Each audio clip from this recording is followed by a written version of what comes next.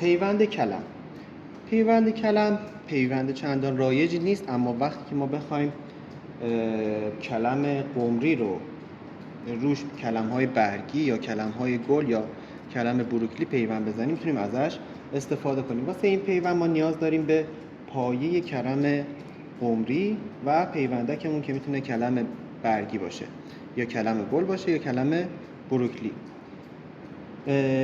در ابتدا ما یک کلمی که کلم قمری است و از ضخامت خوبی هم برخورداره رو با زاویه 45 درجه از تقریباً 2.5 سانت بالاتر از بستر برشش رو انجام میدیم.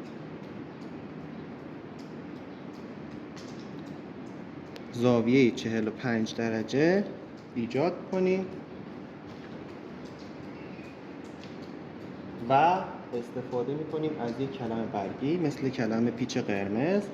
اون رو هم با زاویه 45 درجه از 2.5 سانت پایین تر از آخرین برگ برشش رو انجام میدیم.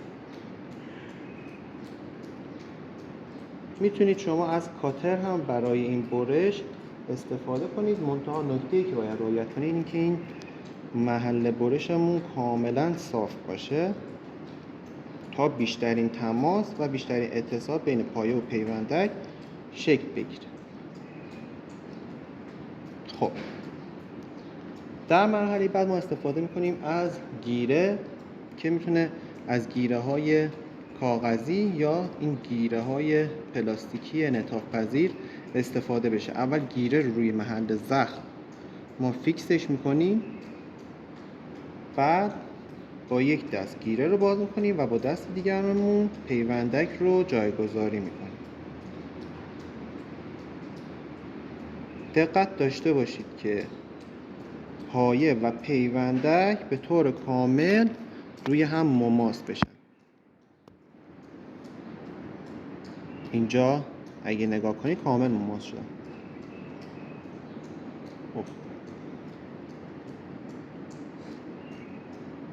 خب پس از اینکه ما پیوندمون رو انجام دادیم نیاز داریم به یک بستر مناسب برای اینکه نشاء پیوندیمون رو کشتش بکنیم که ما استفاده میکنیم از ترکیب کوکوپیت پرلیت. میتونید برای اینکه بستر تقویت شده‌ای داشته باشیم یه مقدار جزئی پیتماس هم به ترکیبتون اضافه بکنید.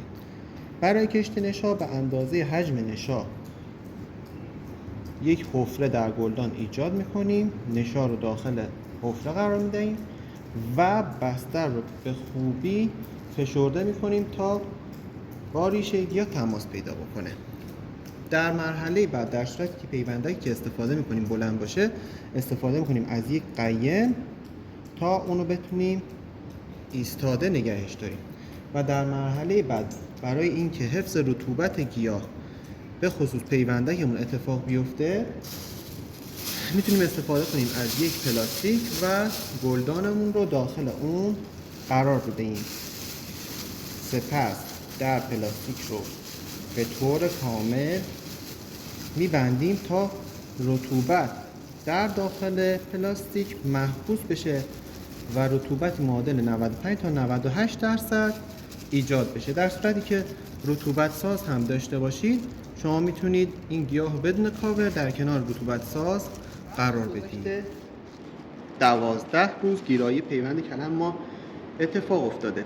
نکته قابل توجه اینه که در 3 روز اول لازمه که رطوبتی که داخل محفظه گیاه هست 95 تا 98 درصد باشه. بنابراین از باز کردن پلاستیک جلوگیری میکنیم. از روز 4 تا روز 12 روزی یک بار لازمه که درب پلاستیک باز بشه، هوادهی انجام بشه و در صورتی که بستر کم آب شده آبیاری انجام بشه.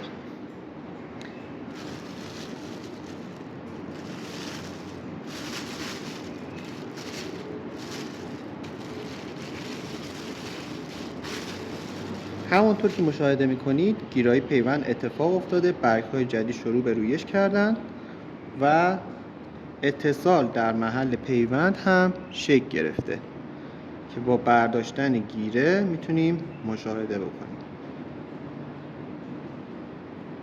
نکته‌ای که وجود داره در صورتی که شما دوست ندارید کلم پایینتون هم به ثمر بشینه باید شاخه های جوانه های جانبی که از قسمت پایین رویش پیدا کردن همگی حذف بشن. در صورتی که علاقه‌مند هستید به ویدیوهای ازدیاد گیاهان باغبانی میتونید سایر ویدیوهای من رو هم تماشا بکنید. لایک و کامنت فراموش نشه.